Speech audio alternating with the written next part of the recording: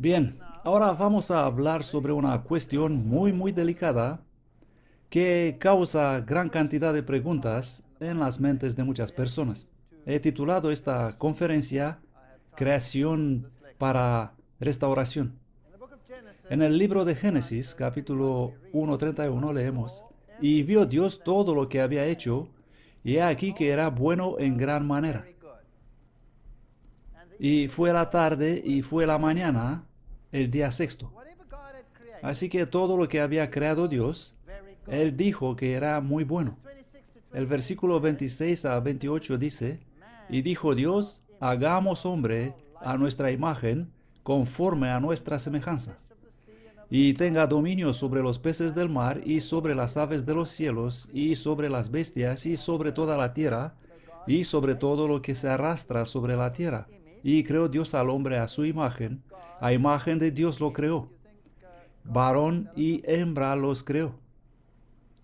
Y los bendijo Dios, y les dijo Dios: fructificad y multiplicaos, llenad la tierra y sojuzgadla, y señoread sobre los peces del mar, y sobre las aves del cielo, y sobre todas las bestias que se mueven sobre la tierra. Así que aquí había un plan bien definido para esta creación, y era muy bueno. Todo era perfecto, y el hombre debía controlar el medio ambiente. Pero ¿por qué creó Dios al hombre? Isaías 43:7 dice: Porque le he creado para mi gloria, y lo he formado, sí, yo lo hice. Así que el hombre no es solo una ocurrencia tardía. Él no es una casualidad, algo al azar que apareció aquí en esta tierra. Él fue creado según la imagen de Dios y fue creado para la gloria de Dios. Bueno, algunas personas hoy no parecen querer reflejar esta herencia en absoluto. Génesis 1:29-30 dice: Y dijo Dios, he aquí que os he dado toda planta que da semilla, que está sobre la faz de toda la tierra, y todo árbol en que hay fruto de árbol, que da semilla.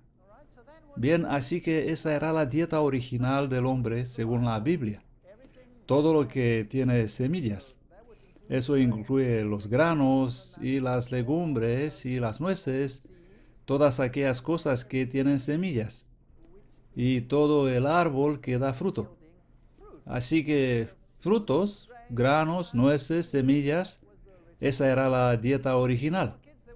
Bueno, jóvenes, no había brócoli por ahí para ser obligados a comerlo. Nada de las verduras está mencionado ahí. Esto te será por comida, y a toda bestia de la tierra, toda la bestia de la tierra, así que para todos los animales de la tierra, y para todo el ave del cielo, y para todo lo que se arrastra sobre la tierra, en que existe vida, les he dado toda planta verde para comer, por comida. Y así fue. Por lo tanto, conforme con este texto, todos los animales serán, ¿qué? Vegetarianos. Bueno, espera un momento. ¿Estás loco? Obviamente tenemos criaturas por ahí afuera que están diseñadas para matar otras criaturas. Pero la Biblia dice que en el principio no existía muerte. ¿Acaso es eso una alegoría? ¿Es un cuento de hadas? ¿Qué quiere decir esta historia ahí en la Biblia? Bueno, ¿y qué tiene que decir Charles Darwin sobre eso? De hecho, este es el principal motivo que hizo a Charles Darwin optar para la evolución. Esta es la cuestión principal que lo confrontó. Darwin escribió a su amigo el doctor Asa Gray: Estoy desconcertado. No tenía intención de escribir ateísticamente, pero confieso que no puedo comprender tan claramente como los demás, y como desearía hacerlo, la evidencia para el diseño y la beneficencia de ese para todos nosotros.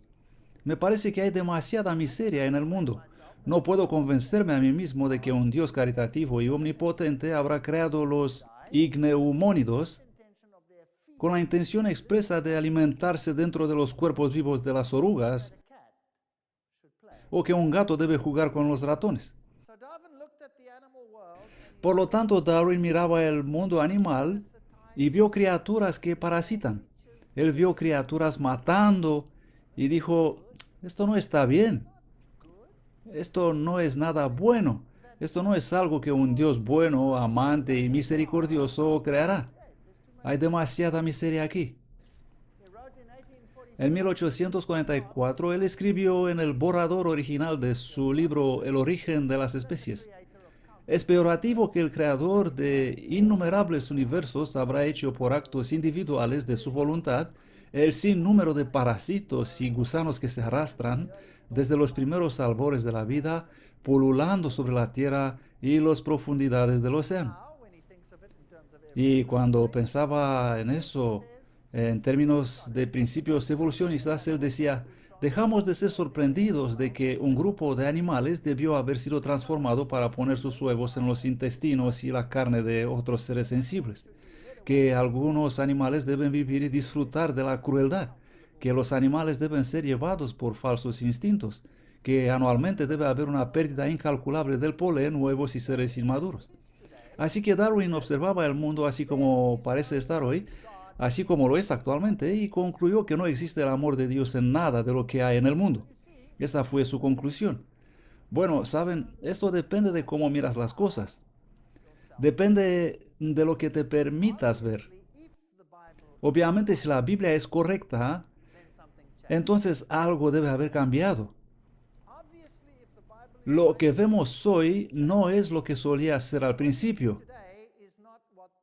Pero la ciencia va a decir que lo que vemos hoy es tan obviamente adaptado por lo que hace que debe haber existido ahí desde el principio.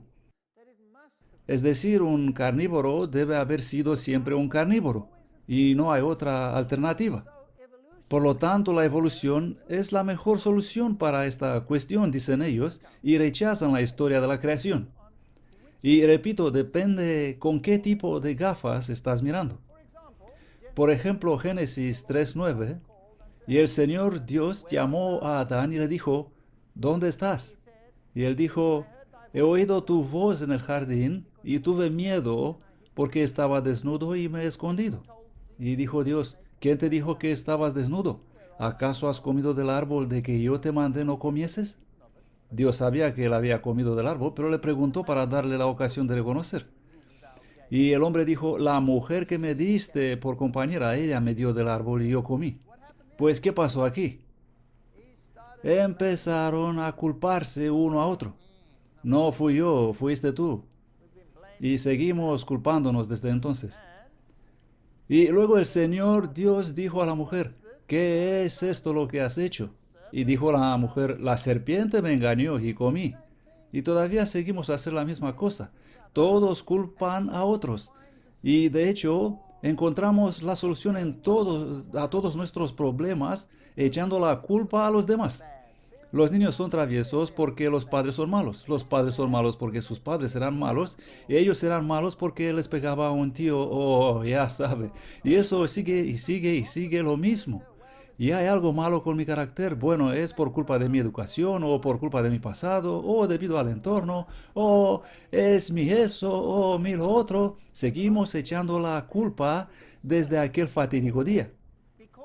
Y el Señor Dios dijo a la serpiente, por cuanto esto hiciste, maldita serás entre todas las bestias, eso significa animales, y entre todos los animales del campo. Sobre tu pecho andarás, y polvo comerás todos los días de tu vida. Dicen los científicos, ¡qué basura! Las serpientes no comen polvo.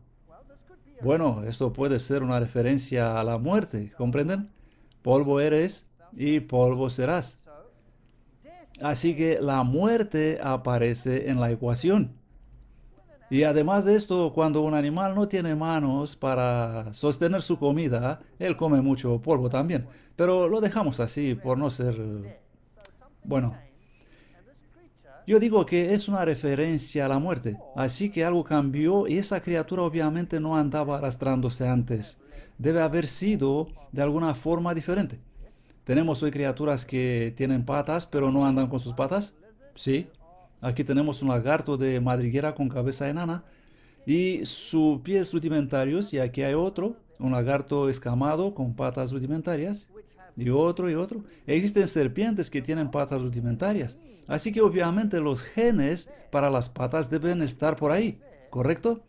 Los genes deben estar presentes, pero no son completamente expresados. Es posible que los genes simplemente fueron interrumpidos. Eso no es evolución, sino desactivación de algo que no se necesita más. Es como poner una tapa sobre el piano a fin de no poder tocar más con él. Y de este modo, todo ese repertorio queda inutilizado. Por lo tanto, es un cambio, no es evolución en absoluto. Simplemente desactivación de los genes. ¿Y qué hay sobre los colmillos de la serpiente? Seguramente fueron diseñados para matar. ¿Qué es el colmillo? El colmillo es una herramienta para inyectar una secreción que nosotros llamamos veneno. ¿Tuvo la serpiente veneno en el principio?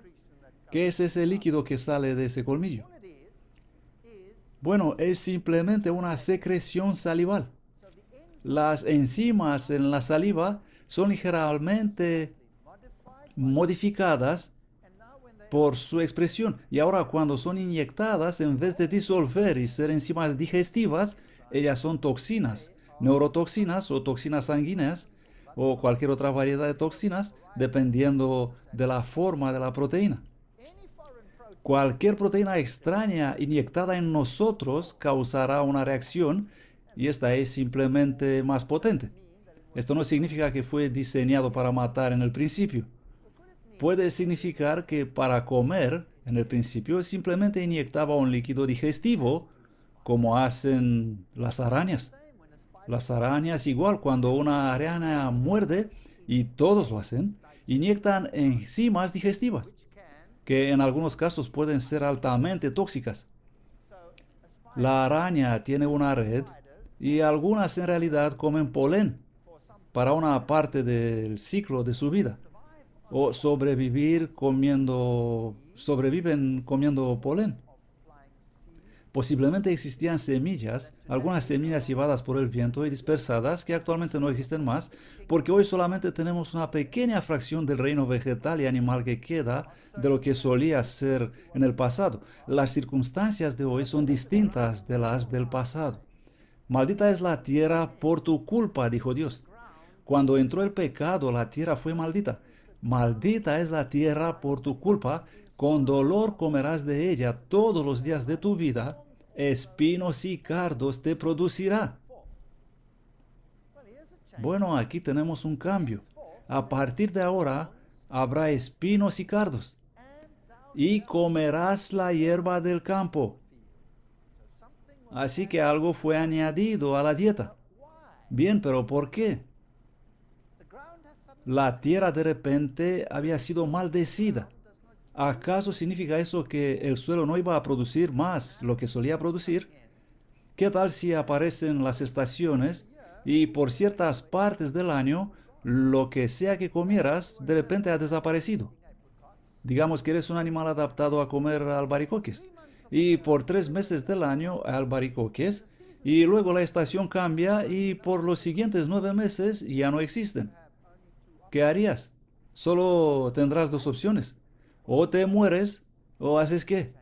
Cambias tu dieta. Estas son las únicas 2 opciones. Mueres o cambias la dieta. Y si la tierra no produce lo que solía producir, entonces tienes que añadir una mayor variedad de alimento, además de lo que solía usarse como comida. Así que algo fue añadido debido a estas circunstancias. ¿Qué son los espinos y los cardos? Aquí vemos espinos, en este caso se trata de un tallo modificado. No es algo nuevo, sino un tallo, los genes del tallo expresados para desarrollar espinos. Así que el tallo empieza a crecer, luego se seca y agudiza y forma una espina. En este otro caso, por ejemplo, este vástago se ha modificado en esta suculenta cosa para ser un depósito de agua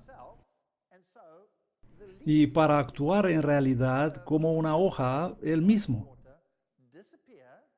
Tanto que las hojas, que solo servían para la evaporación y la pérdida de agua, desaparezcan y las espinas que ustedes ven en esas plantas espinosas son en realidad hojas modificadas.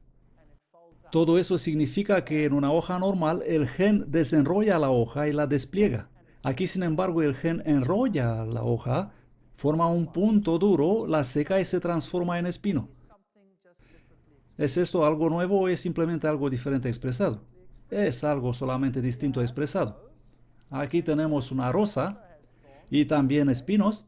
En este caso se trata de un proceso cortical o epidérmico. Es algo activado allí para causar este brote que es una espina. Por lo tanto, los espinos no son algo nuevo, sino una modificación de algo que ya existía. Y lo mismo pasa con los cardos. En lugar de la hoja y el despliegue de la flor, del pétalo, se pliega sobre sí mismo y se seca y forma un cardo agudo. Esta es una modificación de la expresión del gen. No es algo nuevo.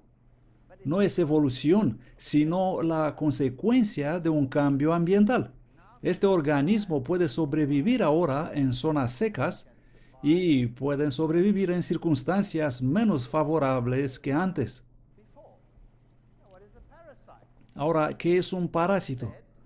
Darwin dijo, ¿creó Dios los parásitos? La Biblia dice que todo era perfecto, que no existía muerte. Seguro que los animales no se comían entre ellos. Así que ahora existen millones y millones de variedades de gusanos, probablemente haciendo sus cosas en el ambiente original, pero también de repente existen parásitos. Bueno, aquí tenemos una tenia, por ejemplo. Una tenia o una solitaria. ¿Tiene tracto digestivo? No. ¿Existe algún gusano plato que tenga tracto digestivo? Sí. Así que si ahora la tierra es maldita y no produce lo que solía producir, entonces alguien debe renunciar a algo. ¿Y qué tal si estas criaturas, por casualidad, cuando son ingeridas, se los arreglan sobrevivir en un huésped y con el tiempo, debido a que son cubiertas de algo que las protegen, la cutícula que los protegen de enzimas, ellos pueden sobrevivir y crecer en el intestino de otras criaturas y debido a que todo fue predigerido para ellas, ahora ellas no necesitan un intestino. ¿Y cómo perdieron el que tenía? Simplemente desactivando los genes y apagar el apartado intestino. Y aquí tenemos un parásito. Y esos parásitos no fueron originalmente diseñados para ser parásitos, sino que se volvieron parásitos porque su propósito original fue alterado. Por eso si echamos un vistazo a las miriadas de los agentes patógenos que tenemos, como esas células normales de E. coli, y los agentes patógenos son simplemente especies trasladadas. Muy a menudo, si tomamos una E. coli normal, que es una bacteria normal en tu intestino, y lo trasladas en un sitio equivocado en otra parte del cuerpo, de repente el entorno es distinto y responde secretando compuestos y de repente se vuelve altamente patogénica y te vuelves muy enfermo debido a eso. Pero solamente es un organismo trasladado que ahora sobrevive en el lugar equivocado. Los plásmidos son pequeñas moléculas de ADN conocidos de casi todas las células bacterianas. Los plásmidos llevan de 2 a 30 genes. Algunos parecen tener la habilidad de moverse dentro y fuera de un cromosoma bacteriano. Aquí tenemos un pequeño plásmido y ahí un cromosoma bacteriano. Y esos pequeños trozos de ADN pueden entrar en el ADN. Y lo que resulta puede resultar algo como aquí. Este es un plásmido donante, y se mueve en un recipiente y resulta incorporado en el ADN y termina a ser un recombinante. Pregunta: ¿hay algún material nuevo ahí o simplemente material antiguo puesto en una nueva situación? ¿Qué pasó aquí? No hay nada nuevo aquí. El plásmido existía desde el principio y es solo este trozo de ADN que fue incorporado en esta criatura, Tanto que este ahora contiene otra extra pieza que no tenía antes, pero eso no es evolución, es un proceso. Ciertos tipos de bacterias pueden donar parte de su ADN a una célula receptora. La recombinación es el equivalente de la reproducción sexual. Es como, ¡chum!, toma un trozo de mí. Noten que no todo el ADN es transferido, sino solo un trocito. Así se adquiere, por ejemplo, la inmunidad, resistencia a los pesticidas, herbicidas, resistencia a los antibióticos, y no se basa en material nuevo, es material existente que ha sido esparcido. Así que no hay nada nuevo aquí. Pero una criatura puede de repente volverse patógena y ser un organismo peligroso, y por eso cada año la gripe y otras enfermedades cambian debido a que intercambian información. Pero no es nada nuevo. Esto no es evolución, es redistribución de material existente. Aquí vemos unas criaturas interesantes. Los cirípedos o percebes son aquellas cositas afiladas que te cortan cuando pisas las rocas de la costa del mar. En realidad son pequeños moluscos parecidos con unos cangrejos en una concha. Pero existe un percebe parásito que se diferencia de los demás, del género Saculina. Es un percebe que parasita a otros percebes, cangrejos más grandes, y es parecido a los demás percebes. Lo que pasa es que los adultos son parásitos internos llamados interna y producen un tumor que crece dentro del huésped. Y esos tumores pueden desarrollar un sistema de raíces entrelazadas ramificándose a través del cuerpo de su huésped y absorber sus nutrientes.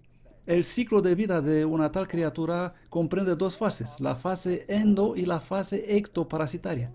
Así que, como un percebe normal y corriente, es una larva que está nadando por ahí haciendo lo que hacen las larvas, de modo que todos los genes están en su sitio para el desarrollo de todo este proceso.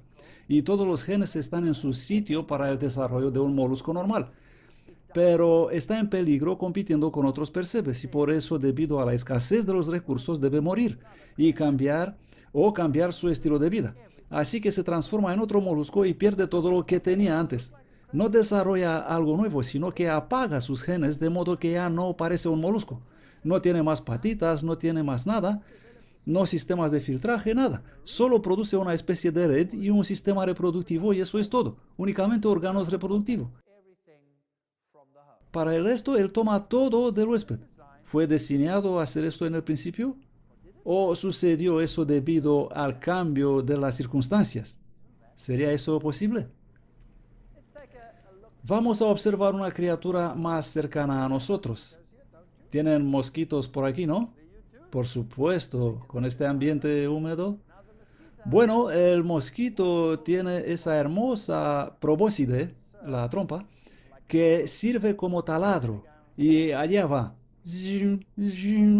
entrando y luego se llena de sangre así. Una comida bastante deliciosa. Ahora, obviamente el mosquito fue diseñado para chupar sangre. ¿Sí o no? La respuesta es seguramente no. ¿Saben? Es solamente la hembra que chupa sangre. ¿No es eso increíble? Solamente la hembra. ¿Y el macho qué hace? Como todos los machos en este planeta, él es muy tímido.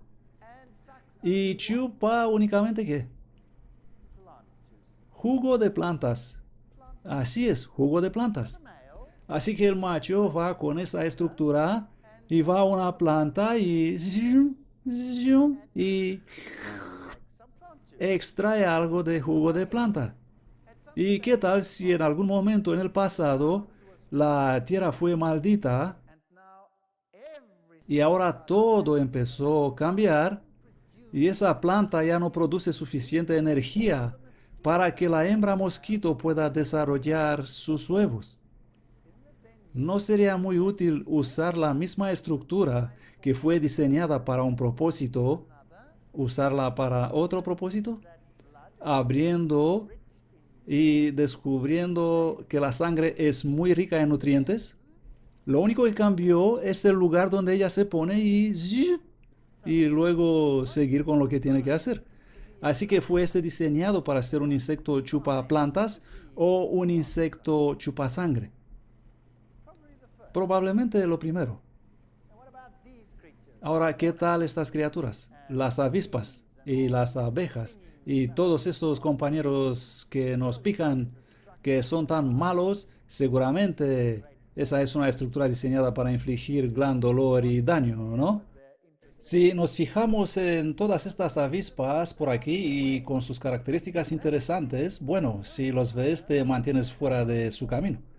Pero ese aguijón no es otra cosa que un ovipositor transformado.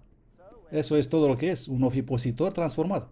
Así que cuando una abeja te pica, ella en realidad paga con su vida porque hay una púa en el aguijón que se queda clavada y luego, ups, aquí está el aguijón. ¿Fue este diseñado para ser un arma o fue diseñado originalmente para ser un ovipositor? Los ovipositores pueden consistir en un número de segmentos y así incluso los que son capaces de poner huevos pueden también picar hoy en día, debido a que el ovipositor se ha transformado. Pero originalmente su función no era picar, sino poner huevos. Y la secreción producida en el ovipositor es simplemente secreción proteínica usada para lubricar los huevos y formar varios componentes proteínicos a los cuales nosotros somos altamente alérgicos si se nos inyectan y por lo tanto provocan estas reacciones de malestar. Pero eso no significa que fueron diseñados para atacar o como defensa. Es una tontería. Seguramente no fueron diseñados matar orugas y larvas mediante el ovipositor. Podrían haber sido previsto de mejores armas. Pero si la dieta original ya no está disponible, entonces claro, tienes que cambiar. Por ejemplo, la mariquita. Las mariquitas son una plaga en África del Sur, una plaga para los cultivos de albaricoques. Comen albaricoques y dejan pequeños agujeros en ellos. Así que en la temporada de albaricoques se usan distintos métodos para controlar esas plagas. Luego de terminar la temporada, ¿qué hace ahora la mariquita? Tiene que adaptarse o morir. Así que se vuelve un feroz carnívoro alimentándose con piojos de plantas, es decir, una criatura extremadamente útil para tener cerca. Por lo tanto, la dieta ha cambiado debido a que el alimento principal no existe más. La Biblia dice que las plantas darán su fruto. ¿Con qué frecuencia? En la nueva tierra. La Biblia dice que el árbol de vida dará su fruto. ¿Con qué frecuencia? Cada mes. Por lo tanto, ¿por qué no suponer que las demás plantas darán sus frutos cada mes también? No pueden hacerlo ahora debido a los cambios estacionales, etc.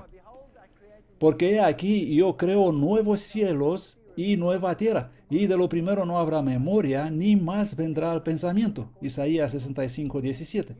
Pero nosotros esperamos, según su promesa, cielos nuevos y tierra nueva, en los cuales mora la justicia, según a Pedro 3:13. Y en Romanos se nos dice, porque las mismas criaturas serán libradas de la esclavitud de corrupción en la libertad gloriosa de los hijos de Dios, porque sabemos que toda la criatura gime a una y está en dolores de parto hasta ahora. Romanos 8:22. Por lo tanto, algo cambió en el ambiente. Isaías tiene cosas asombrosas por revelarnos. Morará el lobo con el cordero, y el leopardo con el cabrito se acostará. El becerro y el león y la bestia doméstica andarán juntos, y un niño los pastoreará. La vaca y la osa pasarán, sus crías se echarán juntas. No habrá más destrucción, no habrá más muerte. Y el león, como el buey, comerá paja, se volverá vegetariano. Y el niño de pecho jugará sobre la cueva del áspid, y el recién destetado extenderá su mano sobre la caverna de la serpiente. No hará mal, no habrá mal y no dañarán en todo mi santo monte, porque la tierra será llena del conocimiento de Jehová como las aguas cubren el mar. Los niños van a jugar con las serpientes sin ningún miedo, pero probablemente que las serpientes cambiarán su actual apariencia. Ahora seguro que este es un cuento de niños, ¿no? Fin de la primera parte, segunda parte. Los carnívoros son diseñados para ser carnívoros porque tienen esos poderosos colmillos, dicen los científicos, caninos que pueden romperte en pedazos. Aquí hay unos zorros. El científico ruso llamado Dmitry Belayev ha estudiado el proceso de domesticación de zorros. Lo que hizo fue tomar un número de zorros y empezó a domesticarlos. Él eligió crías para acostumbrarse mejor con los humanos. Y luego, en unas 8 generaciones, él obtuvo unas camadas en las cuales los zorros jóvenes socializaban con los humanos. Y después de 13 generaciones, todos eran como los perros. Dormían a sus pies, pedían comida cuando tenían hambre, lamían a sus cuidadores. Un asombroso cambio tuvo lugar en estas criaturas. Y no solo eso. Cuando él analizó el nivel de hormonas y las glándulas adrenales se habían vuelto más pequeñas. El nivel de adrenalina era más pequeño, el animal ya no era tan agresivo y el nivel de serotonina en el cerebro había subido más del doble. Eso es fascinante.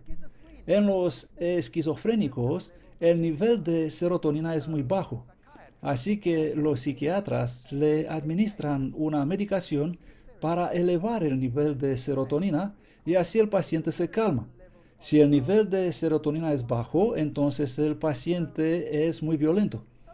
Así que este cambio social en esos animales, ¿fue eso evolución? Absolutamente no. Si puedes cambiarlos únicamente mediante la capacidad selectiva de los genes en solamente unas pocas generaciones, eso no es evolución. Eso es desactivación de algunos sistemas y la activación de otros, que los hizo parecerse más con lo que solían ser originalmente. Si tomas los carnívoros, aquí hay un oso, ese es clasificado como carnívoro, aquí lo vemos comiendo peces, pero en el norte la migración de los salmones acaba muy rápido, desafortunadamente para los osos. La migración ocurre únicamente cuando se derrite la nieve y no existen otras fuentes de alimento alrededor. ¿Y qué comen los osos durante el resto del año? Aquí están. Plantas, moras, hierbas sabrosas. Esta es su dieta. De hecho, más de 80%, alguna vez 86% de la dieta de los osos es constituida por vegetales y frutos. Prácticamente por eso se llama bear, oso en inglés, porque come berries, moras. Es el singular para moras en inglés. Ahora, ¿qué tal si esos cambios estacionales que vemos hoy no existieran? ¿Tendrá el oso comer otra cosa que moras y plantas y su sabrosa hierba que tendrá todo el tiempo? ¿Sí o no? Por supuesto que no. Por lo tanto, el tener las herramientas para matar, ¿significa que fue diseñado para matar? ¿Sí o no? No. Aquí tenemos un oso panda. Él también es clasificado como carnívoro. ¿Qué está comiendo? Bambú. Esa es su dieta. En el pasado había mucha variedad de plantas que hoy no existe más.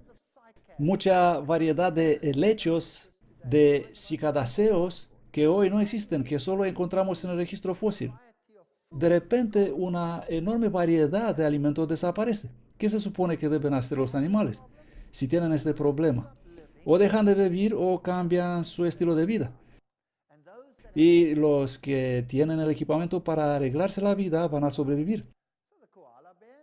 Así el oso koala solamente come eucalipto y vive estupendo.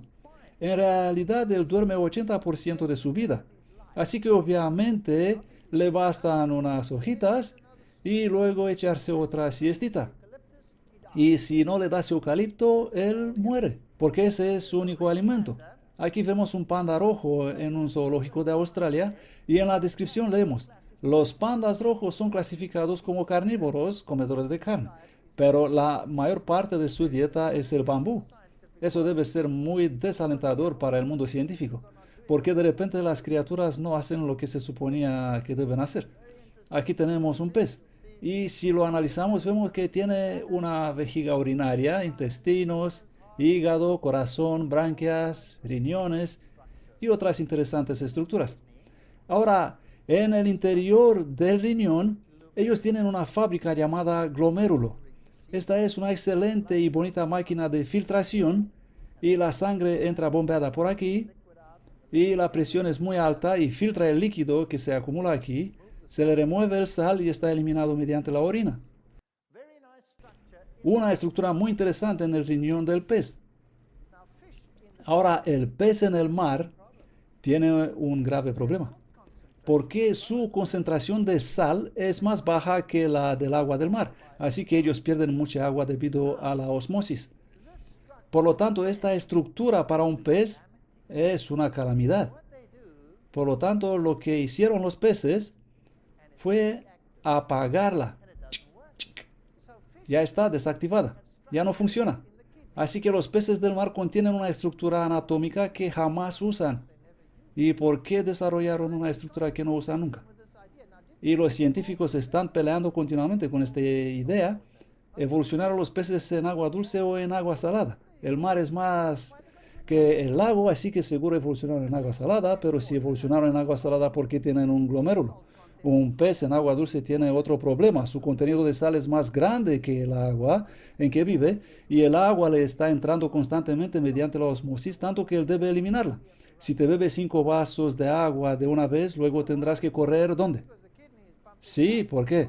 Porque los riñones la están bombeando hacia afuera a través de tu glomérulo. Así que un pez en agua dulce necesita esta estructura, pero algunos peces la tienen tan desactivada que si lo sacas del mar y lo pones en agua dulce, muere rápido. Otros se lo arreglaron, como el salmón, a apagarlo en el mar y encenderlo en los ríos, y ser capaces de este modo viajar en los dos medios, salado y dulce. Pero la mayor parte de los peces del mar no la pueden usar ya. Es totalmente inútil para ellos. ¿No es esto interesante?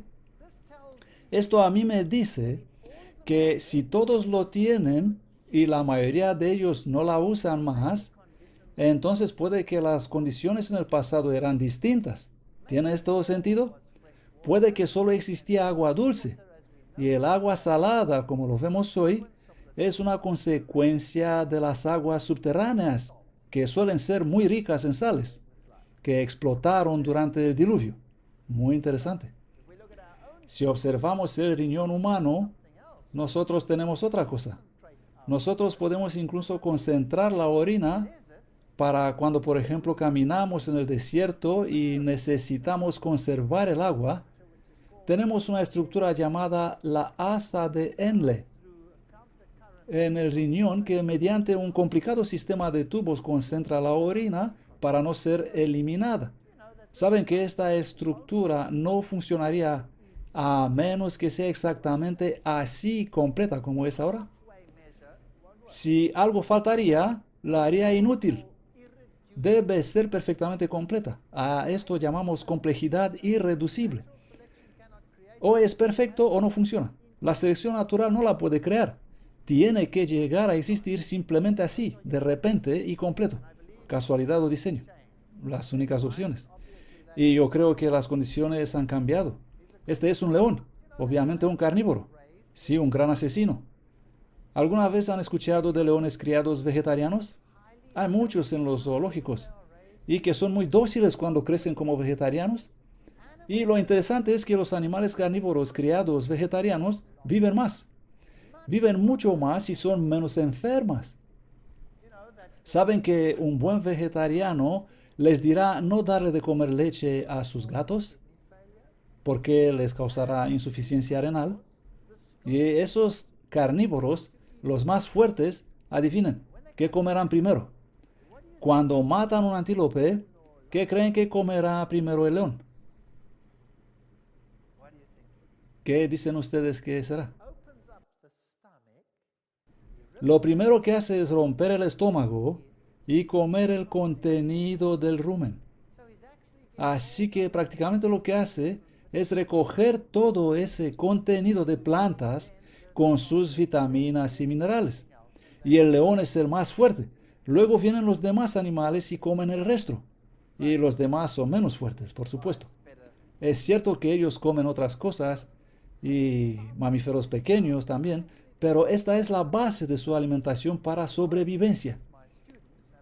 Así que después de haber encontrado estas cosas, en realidad hice una buena cantidad de investigación en mis laboratorios con mis alumnos y a veces les volvía locos a mis estudiantes con las cosas que les pedía que hicieran, porque no podían entender por qué alguien quisiera siquiera hacer tales cosas absurdas.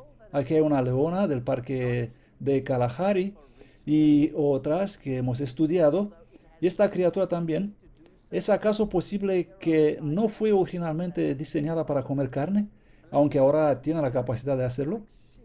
Estos son los dientes de un tigre y son como unas cuchillas y actúan cortando como unas tijeras. Eso es perfecto para cortar la carne y los colmillos son perfectos para matar organismos, eso es cierto. Pero el mismo modo de cortar es también perfecto para cortar material vegetal duro. Así que pudo haber servido para eso en el pasado. No significa que es obligatorio servir solo para la carne. Si observamos los lobos que dieron origen a los perros, nosotros tuvimos un perro y el pobre murió con displasia de cadera. Y así te das cuenta de que tu perro tiene un periodo de vida específico porque finalmente todo empieza a fallar en su cuerpo. Si crías ese animal en un estilo de vida vegetariano o mayormente vegetariano, dándole comida preparada normal para la familia, vas a extender su periodo de vida, vas a extender el periodo de salud de tu animal y habrá menos pérdida de calcio. Nosotros hemos demostrado en unas lecciones, haciendo experimentos en animales que recibieron distintas dietas y analizando la pérdida del calcio y de masa ósea en el organismo, y hay una asombrosa diferencia en los alimentados con proteína vegetal versus proteína animal. Y podéis ver eso en otras presentaciones. ¿No es interesante que cuanto más se alejan de los orígenes, más feos se vuelven las criaturas? Aquí tenemos una hiena y es un animal carroñero y es bastante fea. Y me pregunto si al principio estuvo tan fea también. Hice bastante estudio sobre estas criaturas y siempre cuando me encuentro en áreas salvajes me sorprende al observar los animales que los carroñeros son los más feos e incluso si son grandes son los más pequeños en el grupo de los más pequeños. Es algo increíble poder observar esto. Algo interesante en la naturaleza respecto a eso. Los chacales son bonitos, pero todavía tienen algo de malo en su apariencia. Miren estas criaturas. Hombre, este es una orgullosa águila. Y miras este magnífico pico y dices, seguramente fue diseñado para matar. Y el pico del búho, o las habilidades que tienen estas criaturas, y piensas, seguramente fueron diseñados para comer carne. Todas estas aves de presa, criaturas magníficas. Aquí tenemos un loro, el loro Kea, que vive en Nueva Zelanda. Y tiene garra y pico aterrador. ¿Y qué come? Bueno, en realidad, él cava la raíz de un árbol en particular. Luego rompe esa raíz con ese pico afilado y fuerte, y esa es su dieta. Pero un día, por lástima, en Nueva Zelanda empezaron a construir barrios de pisos. ¿Y qué hicieron? Pues lo habitual, acabaron con todos los árboles de la zona y construyeron sus casas. Y de repente la dieta de este pobre loro Kea desapareció. Y adivinen qué pasó. ¿Dejó de existir? No, cambió su dieta. ¿Y qué creen ustedes que come?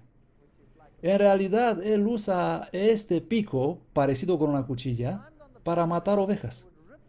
Se pone en la espalda de la oveja, corta la piel con su pico, entra dentro de la oveja y come la grasa que cubre el riñón.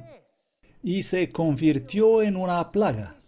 Y mataron tantas ovejas que desesperaron a la gente. Los neozelandeses adoran su carne. No te metas con su carne. Ellos son la nación más carnívora del mundo. ¿Y qué pasó? Bueno, muy rápido se decidieron, mejor plantamos esos árboles otra vez y cuanto antes. Así que plantaron los árboles y cuando su dieta volvió a normal, adivinen qué hicieron los loros. Pues no estuvieron más interesados en las ovejas. Por lo tanto, si no hubiera existido la fuente original del alimento de este loro cuando los primeros emprendedores aparecieron en Nueva Zelanda y esa criatura estaría matando a otros animales, ¿no hubieran creído ellos que, bueno, ese loro fue diseñado para matar, sí o no? Por supuesto. Aquí tenemos un loro muy lindo. Estábamos atrayéndole con una bolsa por aquí y él sacó sus garras para cogerla. ¿Lo ven? Una estructura bastante útil para agarrar la presa, si quieres considerarlo así, y les aseguro que su mordida es extremadamente potente. Si le pones el dedo ahí, te lo puede cortar de una mordida. ¡Yup! Adiós dedo. ¿Tiene esta criatura el equipamiento necesario para matar? ¿Sí o no? Por supuesto, pero en realidad, ¿para qué usa su pico? Para romper nueces. Para eso lo usa. Pero si las nueces no fueran ahí, ¿no comería otra cosa? Bueno, pero los loros generalmente son muy cariñosos. Este es un pacu y a su lado una piraña, el feroz carnívoro. El pacu le es pariente muy cercano y come solamente semillas que llegan en el agua. Y si de repente la tierra no produce más la cantidad de alimento suficiente, pues probablemente cambiarás tu estilo de vida y te volverás un asesino.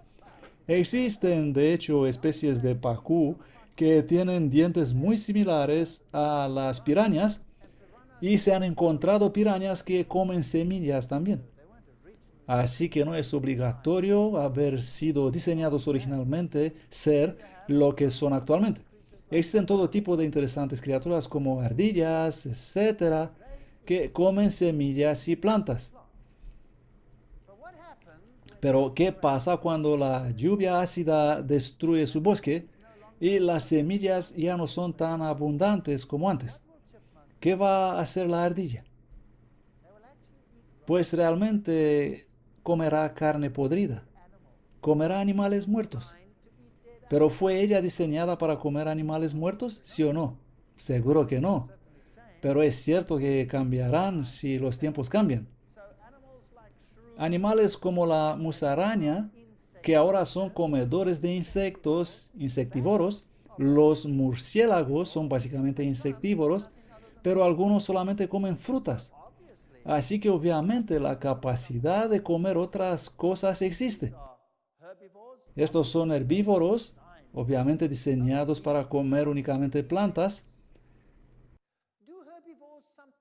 ¿Comen los herbívoros a veces otras cosas que plantas, sí o no? ¿Alguien sabe? ¿Iría un antílope y comerá un animal muerto, sí o no? Bueno, la respuesta en realidad es sí. En ambientes como el desierto de Namib, por ejemplo, donde viven antílopes y muy a menudo el clima se vuelve muy seco y no hay suficiente plantas alrededor y las necesidades de calcio de los animales cambian, entonces comen cadáveres para obtener el calcio y otros nutrientes, cosa que nunca harían en circunstancias normales. ¿Comprenden? Las criaturas cambian según las circunstancias. Los roedores son muy interesantes. Ellos comen plantas, pero son coprófagos. Es decir, comerán sus propias heces. Los conejos son coprófagos. Ellos pasarán la comida 2 veces por los intestinos porque probablemente no cumplen la misma función original y ahora en la fermentación que ocurre en el ciego, ellos tienen un problema con eso ya que deben reciclar la comida y por eso son coprófagos. Así que hicimos algunos experimentos, ya que los científicos dirán, bien, todo claro y bonito, pero un león no es diferente solo en materia de dientes, sino que tiene una distinta estructura intestinal. ¿Comprenden? Un carnívoro generalmente tiene un intestino muy corto. Los leones, los perros y todos esos, y la longitud del intestino es aproximadamente 6 veces la longitud del torso. Mientras que en los humanos, por ejemplo, es 15 veces la longitud del torso. Y en herbívoros, como la vaca, es 22 veces la longitud del torso. Así que me preguntaba si la dieta puede afectar la longitud del intestino, porque esto era usado como un argumento por la ciencia. Por lo tanto, les dije a mis alumnos, bien, vamos a hacer un estudio. e hicimos un estudio con dietas de origen vegetal y animal sobre pollos de parrilla. En los criaderos, los pollos generalmente son alimentados con harina de pescado. Algunos comen algo llamado subproductos de cría de pollos, que en realidad son restos de animales muertos triturados, y algunos con mezcla de granos y otras cosas en esta industria de crianza intensiva. Así que lo que hicimos fue tomar una dieta completa de proteína vegetal y otra proteína completa animal, como la harina de pescado. Y también hemos testado los efectos de los antibióticos. Y hemos usado dieta de plantas sin antibiótico y dieta de plantas con antibiótico, ya que el antibiótico afecta a las bacterias. Y queríamos saber cuál es el efecto si solo cambia la bacteria en un organismo. ¿Afectará eso el intestino y la anatomía y otras cosas? Y hemos hecho lo mismo con la dieta de origen animal, y así hemos probado 4 distintas dietas. ¿Y qué hemos descubierto? La A es la dieta de plantas, solamente comida vegetal. La B es la dieta de plantas más antibióticos. La C, dieta de proteína animal, y la D, dieta animal más antibióticos. Respecto a la masa total no hubo ninguna diferencia, es decir, lo que hicimos no afectó mucho el peso del animal. La masa del intestino, wow, aquí sí que hubo gran diferencia. De repente los que comieron dieta vegetariana tuvieron intestino más grande. Cuando añadimos antibiótico, se volvió más pequeño. Al añadir proteína animal, fue más pequeño, y al añadir antibiótico a la dieta animal, fue más pequeño todavía. Muy interesante. La longitud del intestino, pues prácticamente hemos sacado esos intestinos y los hemos medido. La gente pensaba que estamos locos, pero este es el resultado. La longitud del intestino al recibir únicamente alimentos vegetales fue el más largo. Eso es muy interesante. Así que había más espacio para absorber el alimento. Cuando añadimos antibiótico, hubo un descenso significativo en la longitud del intestino. Obviamente, cuando la bacteria muere, el intestino no fue muy alegre y dejó de desarrollarse como lo hacía antes. Cuando hemos utilizado proteína de carne, es decir, harina de pescado, para alimentar los pollos, el intestino fue más corto. Al añadir a eso antibiótico, fue más corto todavía. Por lo tanto, únicamente la dieta por sí sola afectó el intestino. Por eso, si tienes un perro, por ejemplo, y el perro se enferma y empieza a tener todo tipo de problemas como gota y todos estos dolores de vejez, entonces puedes aplicar a tu perro una dieta más sana, mayormente vegetariana. Al principio el perro va a adelgazar mucho, pero luego de unas semanas, con la nueva dieta, él empezará a reponerse y vivirá completamente normal. ¿Por qué? Debido a que el intestino se habrá regenerado en gran medida y tendrá más poder de absorción. Por lo tanto, si en una generación obtienes este resultado, ¿qué efecto tendrá esto después de unas cuantas generaciones? Y actualmente existe un gran número de revistas y artículos científicos hoy que demuestran que la longitud del intestino es afectada por lo que comes. Otra cosa fascinante que hemos descubierto, pero no hemos conseguido acabar el test, y realmente debería ser investigado eso, ha sido que la masa del corazón también fue afectada. En la dieta vegetariana, el corazón era más pequeño y muy fuerte, y cuando añadimos antibiótico, ¡boom!, la masa creció. El corazón estaba prácticamente como un saco lleno de grasa y muy enfermo. Con la dieta de proteína animal no hubo diferencia estadística, pero al añadir antibiótico ocurrió la misma cosa. Y nos hemos preguntado muy serio, ¿es posible que tenemos este crecimiento extraordinario de enfermedades de corazón en jóvenes debido a la dieta que comen hoy en día y debido a los antibióticos que ingieran todo el tiempo? Es algo que debería ser investigado. Lo que intento yo hacer es demostrar que lo que comes en realidad determina cómo será tu anatomía, tu salud y afecta toda tu vida. Con la masa del hígado pasó lo mismo. Creció cuando añadimos antibiótico.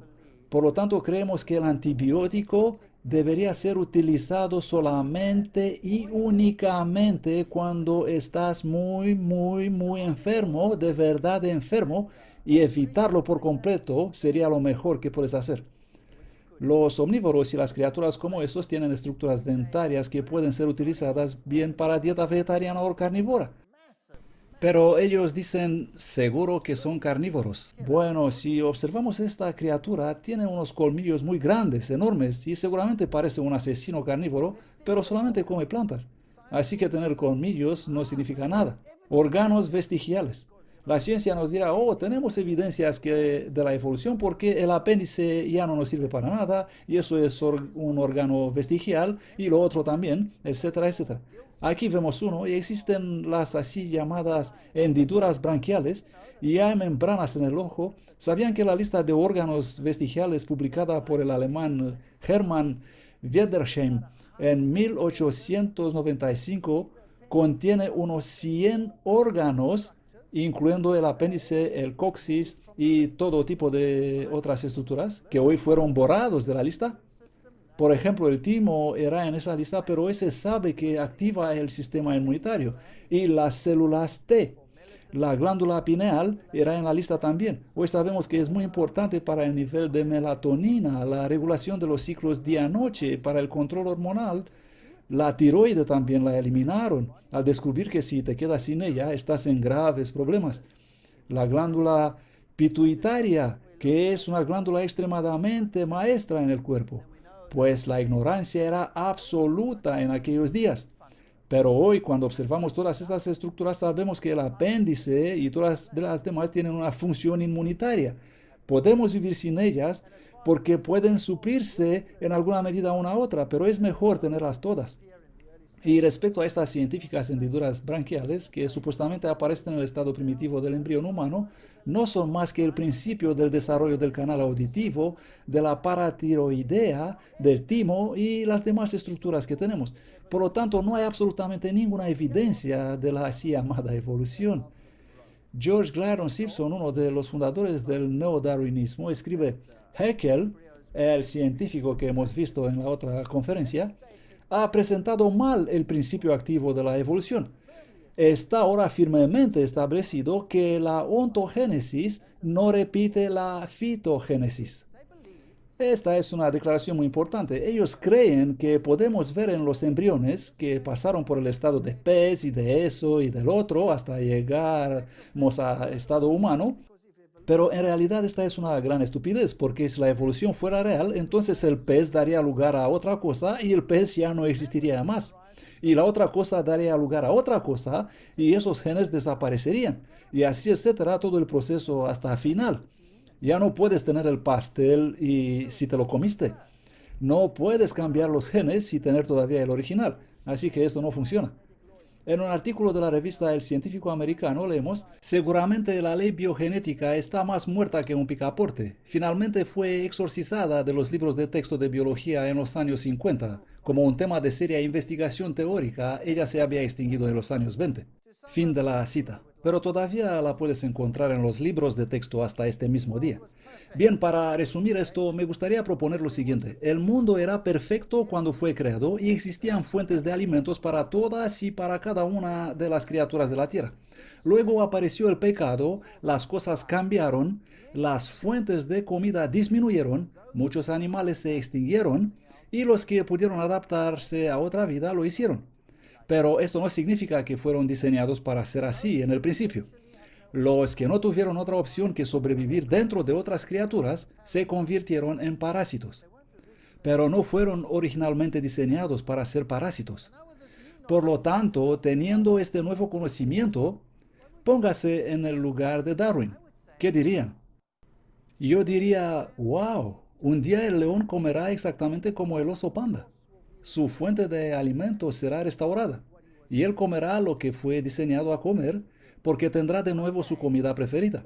Muy pronto todo lo que vemos hoy en materia de sufrimiento y dolor y muerte desaparecerán porque la tierra va a ser restaurada y recreada, totalmente nueva. Y no tengo ningún solo motivo científico en absoluto para no creer que Dios dice la verdad. Y a diferencia de Darwin, que miró la parte oscura y dijo, aquí no hay amor, yo puedo mirar la parte sombría y decir, las cosas han cambiado debido al pecado. Y para recordarnos lo que hace el pecado y crear en nosotros una esperanza para un mundo perfecto, para que podamos mirar a Dios y suplicar a Dios, limpiarnos para ser parte de aquella nueva creación. Es simplemente otra perspectiva usando la misma información. Y la elección es de ustedes. Puedes caminar en el campo y tomar en cuenta los espinos y los cardos, o puedes elegir alegrarte mirando las flores.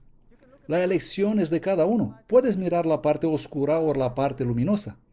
Dios ha dejado todo allí para nosotros, para recordarnos de lo hermoso que debió ser en el pasado. Y también permitió lo negativo para hacernos desear algo mejor. Elijan. Gracias.